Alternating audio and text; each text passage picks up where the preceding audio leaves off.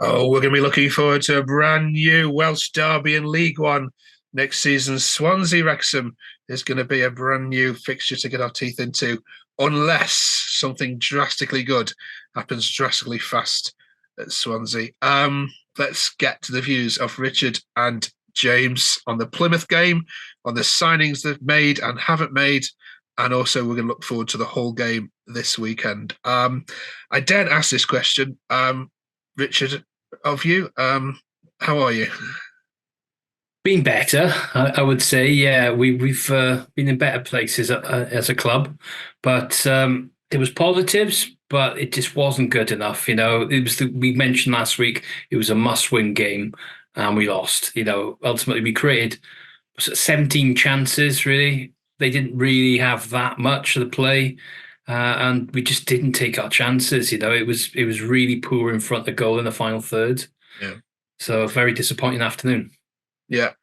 James, didn't help when you came out the ground to hear that both QPR and Huddersfield Town had won, which drags not just you but a whole host of the clubs just into that mix. Do you, when you're watching the team, do you feel like this is a team that's in danger of potentially going down, or are you too good to go down? I don't think there's any such thing as too good to go down. There was a lot of positives that we saw during the game. Ronald created a lot of chances. Our biggest problem, well, two big problems really, is putting the ball in the back of the net, and the other one is just mistakes at the back.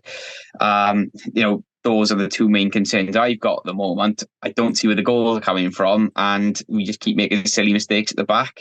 So I am actually a little bit worried. And like you said, when those teams are starting to pick up points now, this is the nightmare scenario.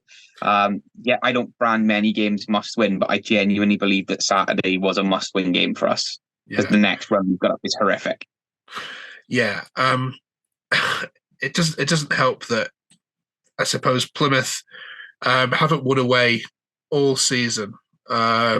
And the 15th attempt it comes at, and it's you, and it's the fourth defeat, Richard, in all competitions. 1 point from when Williams arrived from Notts County a month ago. What's the level of frustration with the fans? Clearly not at him, but the board seemed to promise a lot more than what they delivered. Would you agree they've been a bit asleep at the wheel here? I think we expected at the beginning of the window to have sign-ins. We were promised money was going to be spent even to the last week of the window when questioned, is there money available? Yes, there is going to be money available spent on the right players, but obviously there's not the right players available because there was no money spent.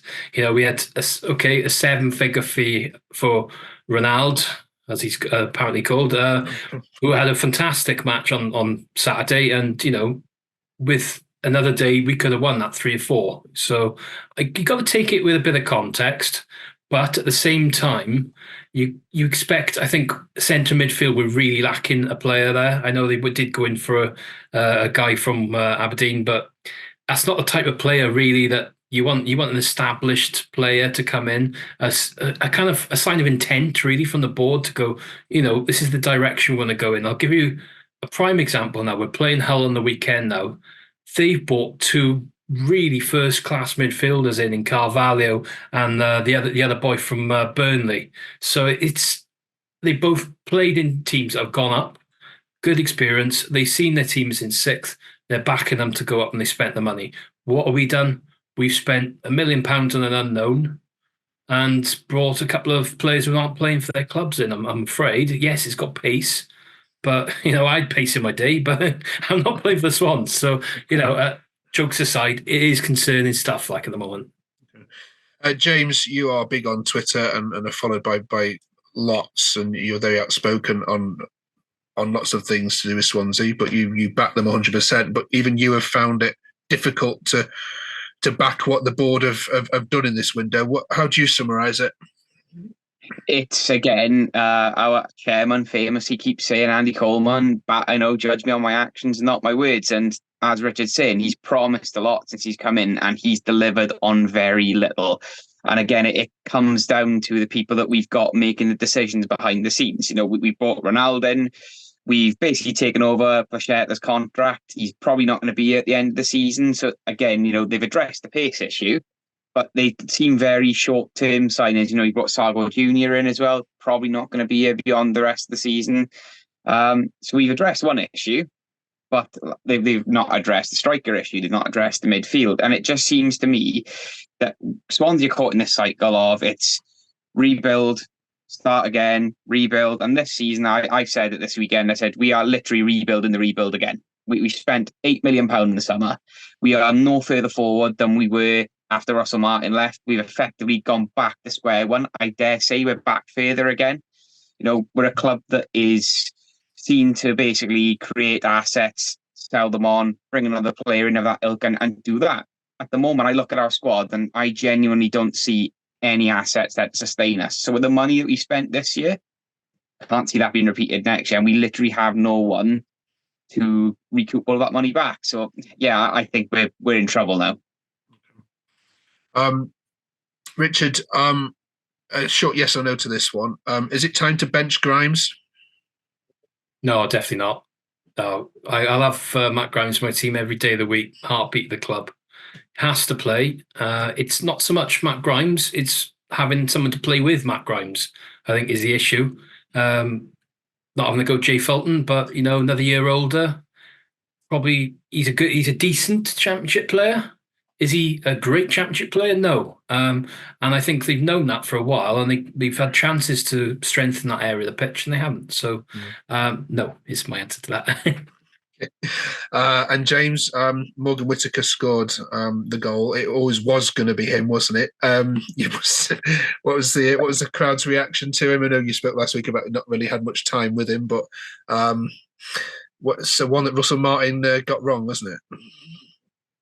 I kind of 50-50 on that one, but the crowd kind of knew it was coming. You know, former players love to score against the Swans. The thing with Whittaker coming back to us, it wasn't Russell Martin's decision. It was a board level decision. And at the time, Joel Perreault was occupying his position. And if I asked many fans across the championship, Morgan Whittaker or Joel Perreault last season, I wager 95% of them would have probably backed Joel Perreault.